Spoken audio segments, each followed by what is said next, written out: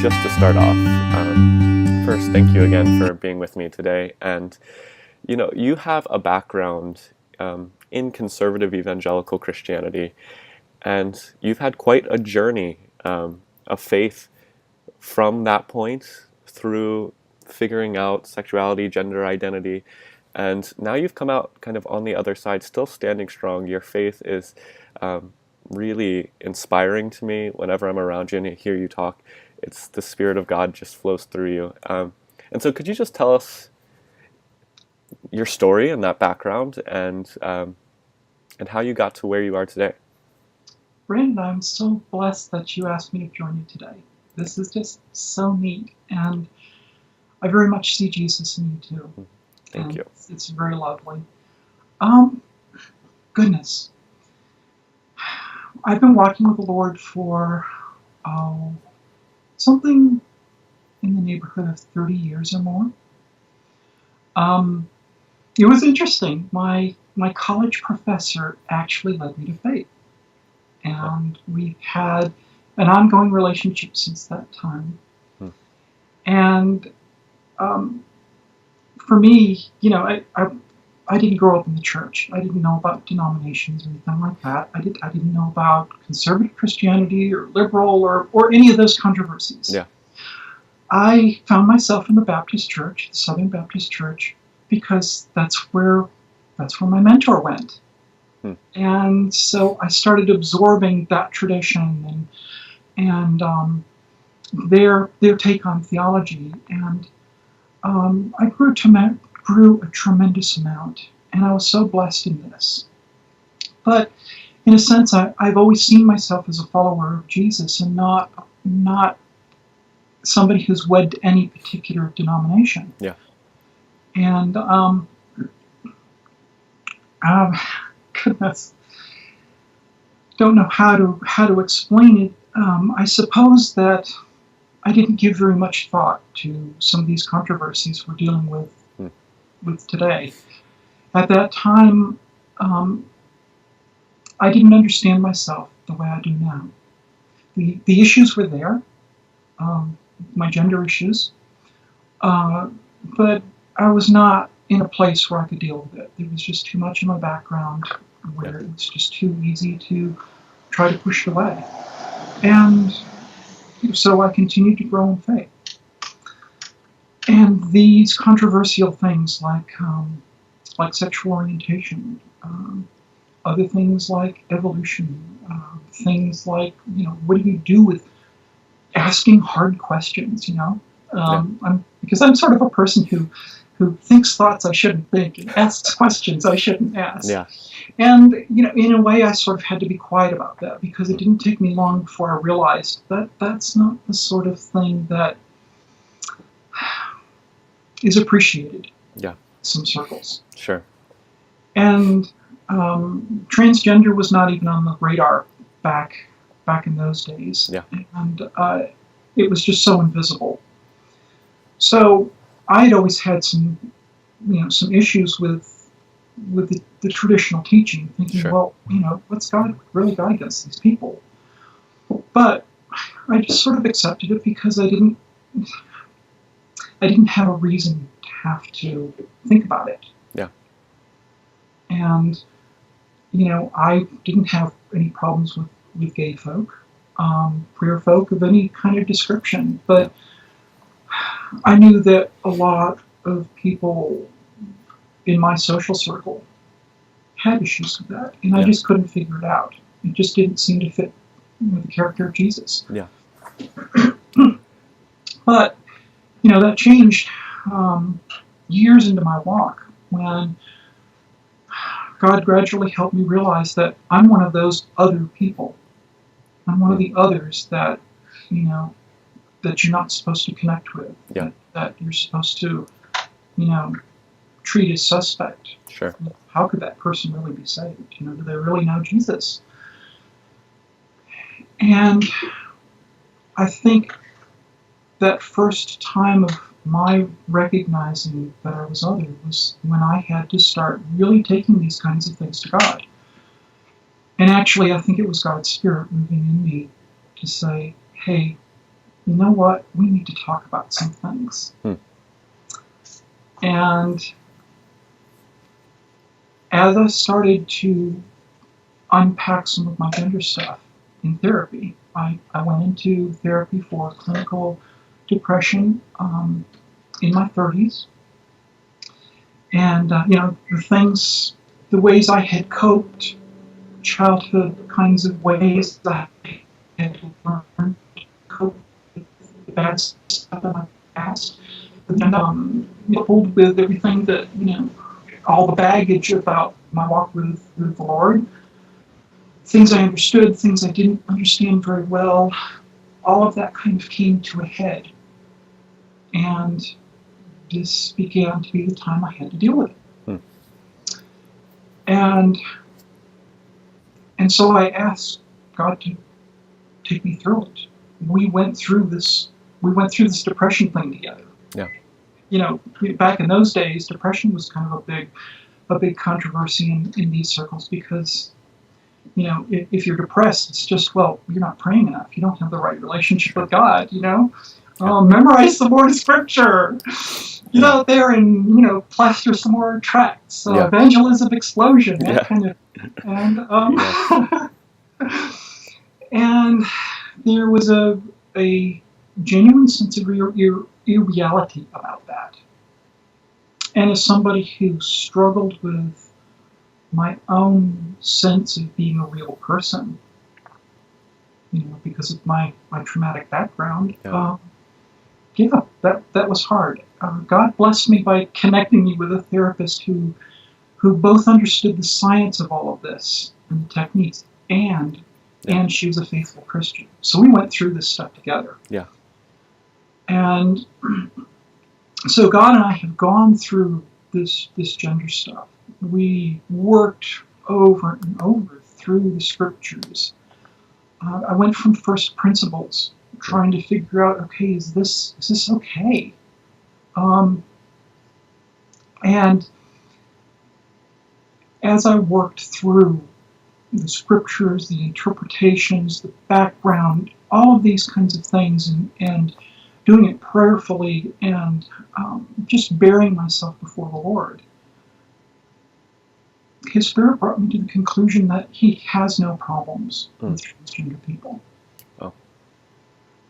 He has no problems with people transitioning their sex, or what we would call, some of us call gender affirmation, affirming my gender. Yeah. Because at one point in my life, even though I've always been a female person, I've had to live as a special sort of man.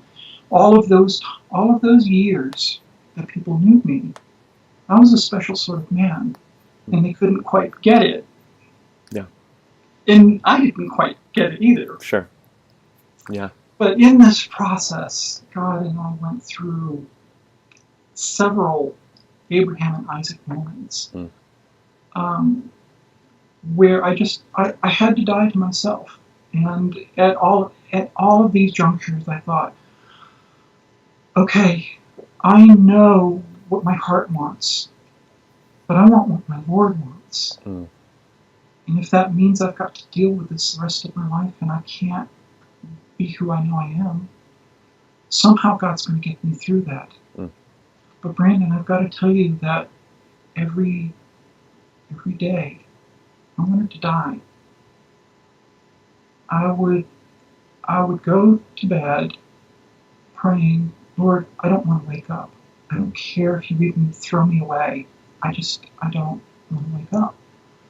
And I would be astonished the next morning when I would be awake. And we would go through more of this. Yeah. And so I came to the conclusion that God's fine with this. But He gently reminded me that my spouse was not going to be able to handle it. I say spouse now. Back then I said wife. Yeah. My wife is a cis woman. When we married, we believed that we could serve God better together than apart, and that's why we married, and that's why we're together. And senior moment. I'm trying to think of where I was going with that. Beautiful. Well, we both knew that we were unusual people. Yeah. The word for it these days is genderqueer. Yeah. But back then there was no word for it. So Sure. we made up our own word. We called each other gender complete. Wow. Because we so well blended both genders into our expression. Wow. Me always being on the feminine side of it, and her being on the masculine side.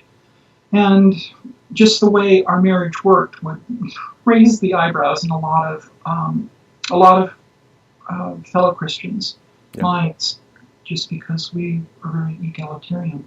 Sure. But getting back, Jesus reminded me by His Spirit that she wasn't going to be able to handle it if I had surgery to reform my bits into female bits. And after that year of working through this in therapy, working through my depression, and the gender stuff really coming out like a flash flood. Yeah. And my transitioning without my even realizing I was doing it. When God hit me with that, even as gentle as He was with it, it was like this primal scream happened in me, and I was hurt and angry and frustrated. And I left the therapy. I put all of this deep in a closet, and I tried to pray it away. I demanded an appointment, like a doctor's appointment with God. And I said, "You've got to tell me why I'm going through this. Why am I transgender? Why am I having to deal with this? Why can't we fix this?" And I used that appointment to beat back all of the gender stuff over the next almost 10 years. And nearly every day I wanted to die. But I'm looking back on it, and I see that the time was probably not right for me. We look back, and we often see that kind of thing. Sure. This progression of how God takes us through things. We grow, and that growth gives us the ability to take the next step, and so on and so on. Yeah. And so in that next period, my relationship with God just grew by leaps and bounds. The biggest, most important thing is I came to see Him more as a loving Father than somebody who was looking to destroy me because I was tainted with a sin that I had nothing to do with putting in me. I mean, I certainly knew that I've contributed enough to my own sin problem, but to be born that way, and to be born in ways that made me other, that was really difficult. Wow. That was difficult to deal with, and God brought me through a lot of healing in those years. But there was a lot of healing left to do. Sure. At the end of that, I prayed, "Lord, how could you use me to help other people through this? It hurts so much. Yeah. Is there something that could you love through me for them?" And He started answering that prayer. And I connected with somebody who actually, another very sincere Christian, who was trying to understand her friend who's a transgender woman going through a lot of this stuff. And I thought, I've got nothing to offer these people except I can pray for them, and I can share what God's shown me. I can share the things I've learned, the science of this, and I can share my experiences. And that's what I did. And months later, I realized, as I was changing myself, as God was changing me, that I was actually in the appointment that I thought I would have to die to receive. That doctor's appointment with God. Wow. And it was powerful and frightening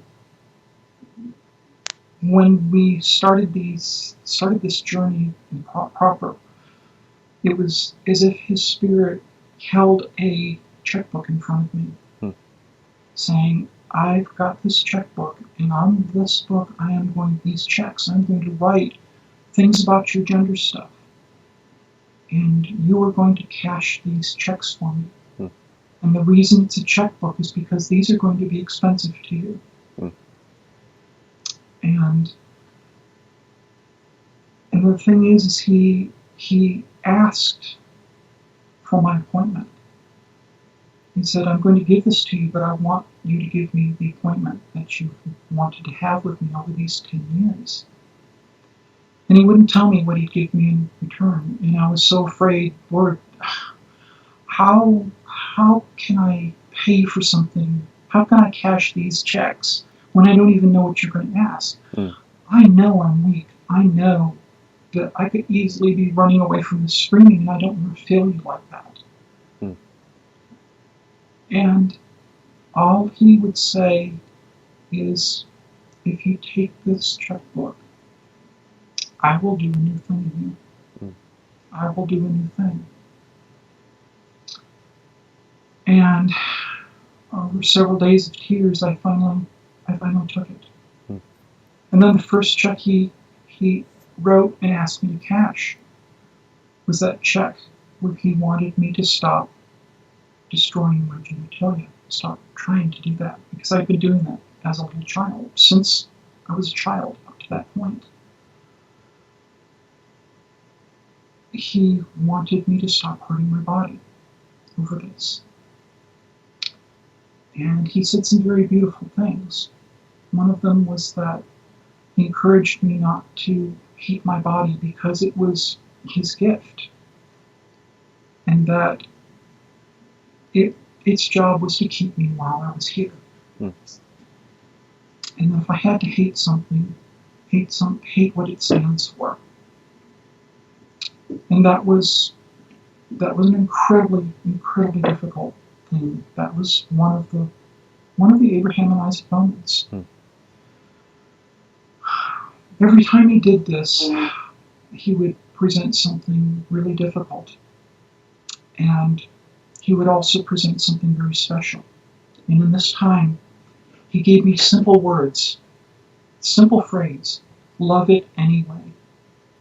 That command sounded so trite. I mean, if you take it right at the words, it's like, love it anyway. Don't you have any idea what this is like? But I knew in my spirit, he knew exactly what this was like. And when he said, love it anyway, I knew his spirit would be there to help me do it. And that it was a tender affirmation of his love for me. That he wasn't going to let me have to deal with this by myself. And so I did. Another one of those checks, one of the hardest ones, was he asked me to give him my desire to be female. I can't tell you how hard that was. That was a week of being numb and of tears, and how am I going to get through this, Lord? In the end, I said, okay, you want it, here it is. I want to die. I really want to die. But here it is. And his response came in stages. But one of his first responses was that, I understand why you are the way you are. And some people would think of it as a developmental defect. But it's not. It's something special. It's a gift. And I needed you to give this to me so that your healing can continue. And I know that you want to be involved in the healing of others. And you needed to give this to me so that we could move forward in that direction too. And later, he helped me understand that it wasn't that he didn't want me to be a woman. It was that he didn't want me controlling the process. He didn't want me making it my God. Because if I did that, it was going to hurt our relationship, but it was also going to put a stop to my healing. Wow. And of course, every so often, as it's so hard to get this all in order. As all of this was progressing, I was actually making changes. I have, over the last 6 years, gradually and gently moved through androgyny to where I am now, living as myself, a woman. It was a very slow process. And every time I would think of removing a masculine cue or adding a feminine cue to an expression, I would ask the Lord, is this something that's okay? Are you okay with this? And I would ask myself, does this make me more the way I am? Does this make me more congruent? Yeah. God in this process had promised me that He would make me congruent. He would make me beautiful and graceful, inside and outside. So, oh goodness, where was I going?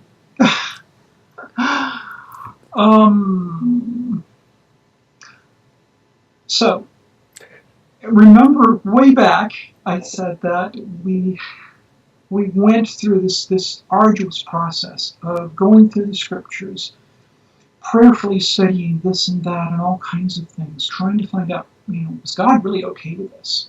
Well, through this process, through these years, I've had a number of people whom I respect in the Lord who've come to me and said, this is not right. God didn't make you a woman. Yeah. God doesn't want this. This is sin. And you need to repent.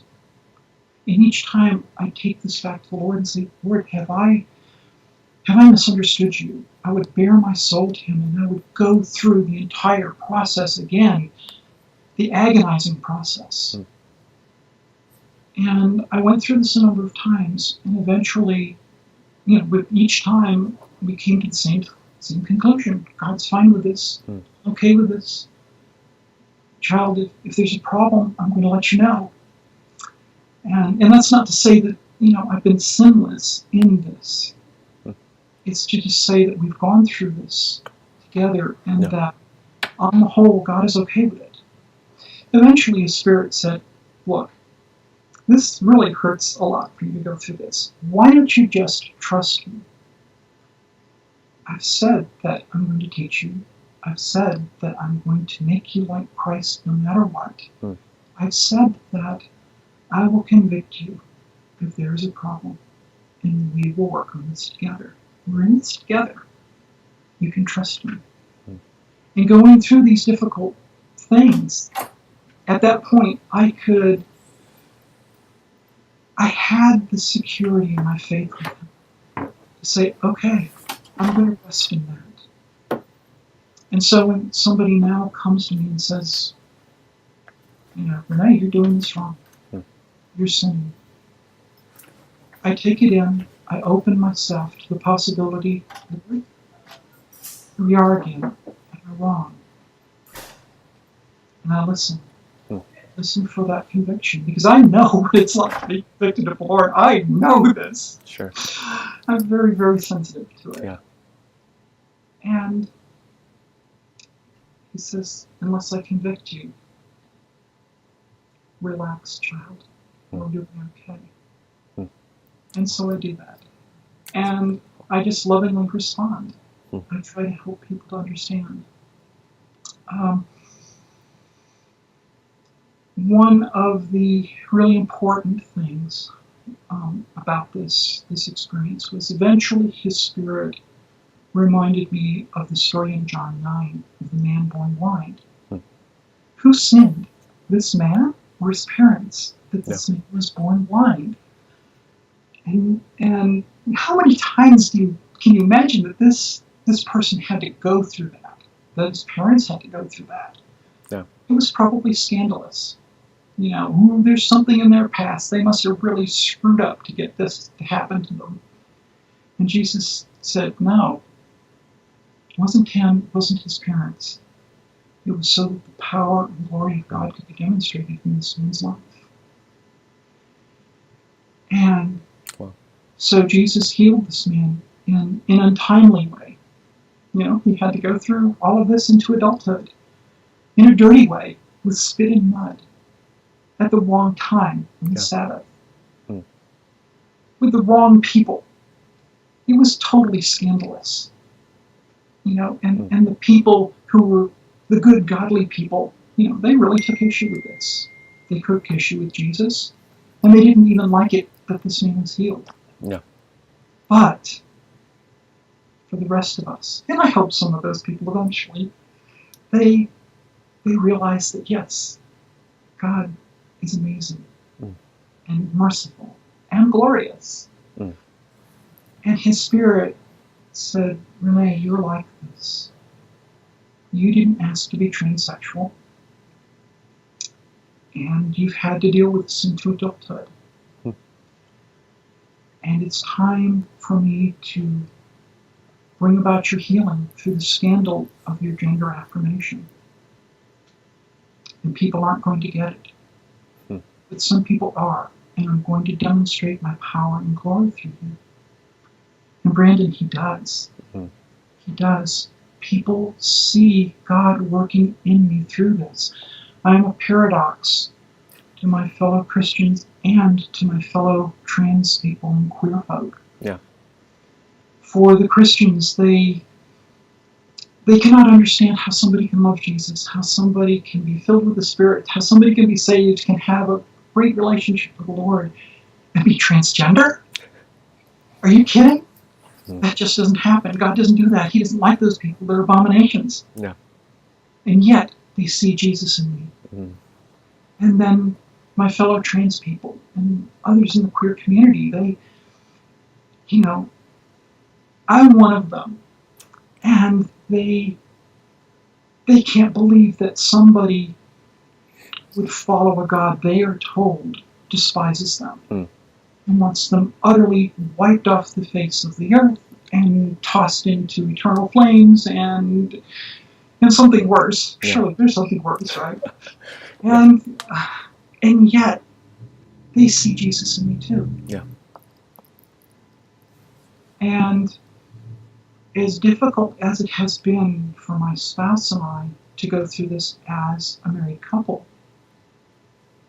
also scandalous because, we add the complication of sexual orientation in there as well. It's interesting because on the one hand, the people who will insist that I'm not a woman will then accuse me of homosexuality. They'll call me a lesbian. Wow. So, and yet, my spouse and I, we consider ourselves other. We're neither gay nor straight. We're just other. And God put us together. God will have to take us apart. Yeah. And so people see us working through our impossibilities with God. And they start to think, maybe I can work through my impossibilities too. And maybe I could do that with God. Wow. And so in that way too, God is glorified. Yeah.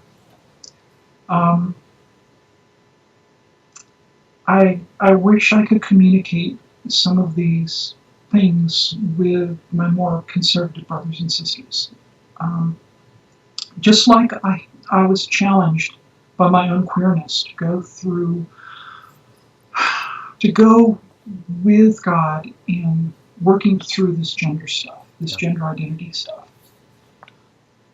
Likewise, when early on I sensed that God wanted to love the queer community through me, he wanted to use me as one of the planks in his bridge between the Christian communities and the queer community, especially the transgender community. I had to deal with the issue of sexual orientation, which is actually more complicated than gender identity, because the Bible doesn't even say anything about that. For sure. But God's Spirit challenged me, saying, okay, let's throw away our assumptions. Let's throw away everything you already know about this, and let's go through this together. And don't assume anything is right or wrong. Let's just go through this together with Scripture, with cultural context, with everything that we know. And yes, you need to humble yourself to consider arguments you've been taught not to consider. Things that you've always been taught that are not worthy of argument. And so I did that. I humbled myself to do that. And that at first I came to realize that you really can't look at the Scriptures dogmatically about this issue. There are ways you could interpret this issue in both ways, and maybe some others. Sure. And so I decided to be honest, to be intellectually honest, to be spiritually honest. I had to leave this question up to God. I couldn't go off and say, well, this is right, no, this is wrong. I certainly couldn't make it a salvation issue. It never had anything to do with that. That's, I think, pretty clear. Yeah. But at first, what I felt I could do, honestly, is just let it be between God and that person. And I simply love the people Jesus brought me into contact with. And it was amazing because people in the community, in the trans community especially, they realized where I was coming from, but I was vulnerable in my relationship. Excuse me. I wasn't trying to make something happen. I didn't come with an agenda. I just said, Lord, love through me in some way. I don't know how that's going to be, but I know you made me a servant, and I can do that. And I can listen, and I can comfort the afflicted. Yeah. So, Lord, do whatever you will do with me and through me. And over the years, I've gained the trust of people in that community. I had a Wiccan gal who came up and said, you've got this amazing reputation for just loving people in the community. And I want to tell you that. And she went on to describe some other things, and she didn't realize it, but what she was describing was Jesus. Wow. And it brought me to tears. Because I thought, Lord, how will they see me in this? I'm not bringing tracts. I'm not trying to bash anybody over the head. I just want them to see you. And I'm trusting that in this process, your Spirit is going to touch theirs and say whatever needs to be said to whomever. Sure. I'm just going to love, and I'm counting on you to show me that way to do it. And getting back to my spouse and I, that is what we do as a couple. Wow. We were recently told by a nurse at the hospital where Judy will be having some surgery shortly, and she said, you both are known as an item around here, and you've got a reputation for loving each other unconditionally and loving others that way, and it's really well known. It's really beautiful, and people see that you love each other and you accept each other. And my spouse, she said, well, isn't that the same thing? And the nurse said, no, here it's not. You can love somebody but not accept them. And you can accept somebody without really loving them. But you do both. And it's a beautiful thing. Wow. And it's amazing that we are blessed with that kind of feedback. For sure. But so often, I've been told God can't do anything with this. You need to repent. All those negative things. And yet, God is glorified here. And maybe I am wrong about this. I don't know. I mean, it's a possibility. who really knows until we're on the other side? Yeah. But I know that God's priority is not judgment. Because if it was, none of us would be here. Instead, God's priority is love. And we know that because Jesus came for us. To take all our crap, all my crap, Yeah. and give me life instead. And in this whole process, this years of process of growing, of being healed, of interacting with people,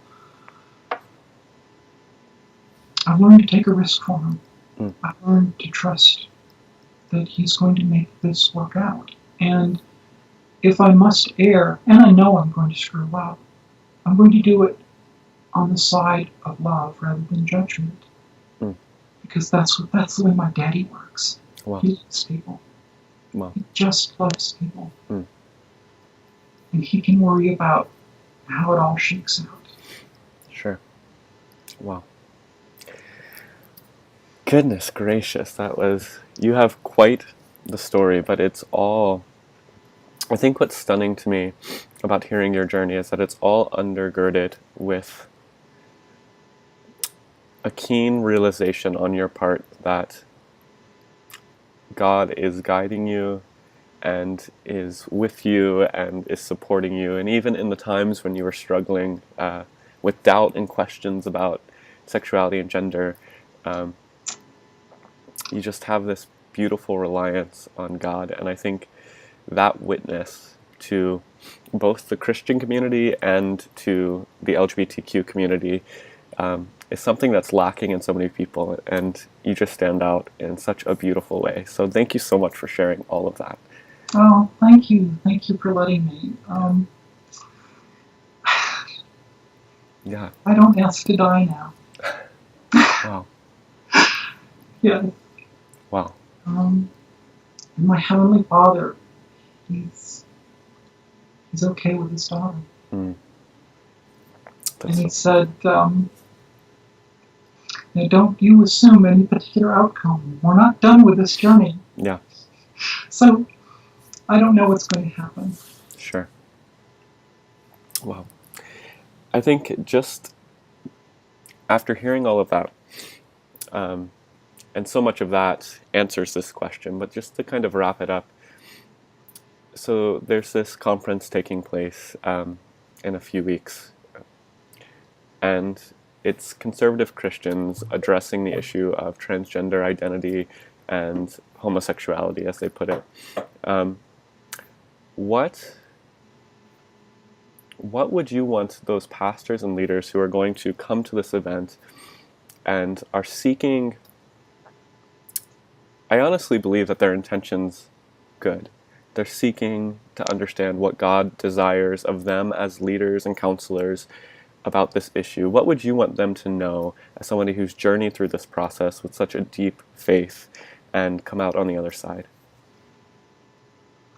Well, I think, first of all, I agree. I really do believe that they're doing this with good intentions.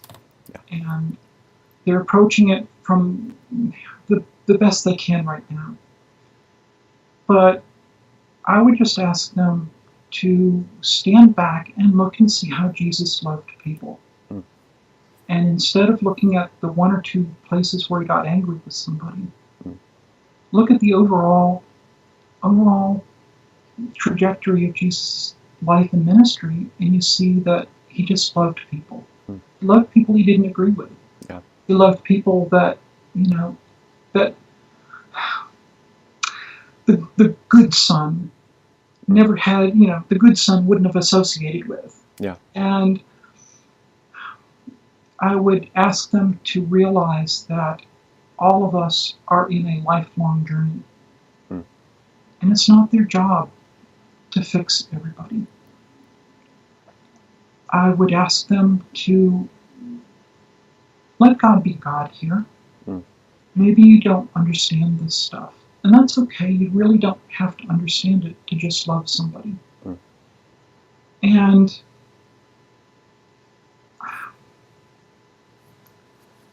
I think that if they can come to a point where they can see people like me as human and not disposable and not the enemy, Mm. if they can accept me as a human, then I can be really patient with them until maybe they can open their hearts and their minds and come to understand that God is bigger than a lot of the ways we've thought about these things. Mm. And maybe someday they will be able to see that, yeah, I'm a human being who happens to be a woman, who happened to come by this through the crucible of her transsexuality. Wow. That's so beautiful. And I think it's so important. And it's my hope and prayer that through this conversation that some of those leaders will hear that. And through your life and your testimony, not only here, but through the writing that you do and just the witness that you have, that more and more people's hearts and minds would be opened to hear what the Spirit of God is saying, because I believe He's doing a new work in our Yes, generation. new work. Yeah. Very much.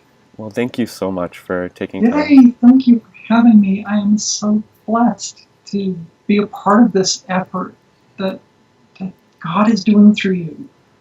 It is amazing. And I just see His Spirit. You were part of this change. This is a special time in history. Oh. This is, this is our point of growth, our generation's point of growth. Just as the slavery issue was another generation's. For sure. Wow. Okay.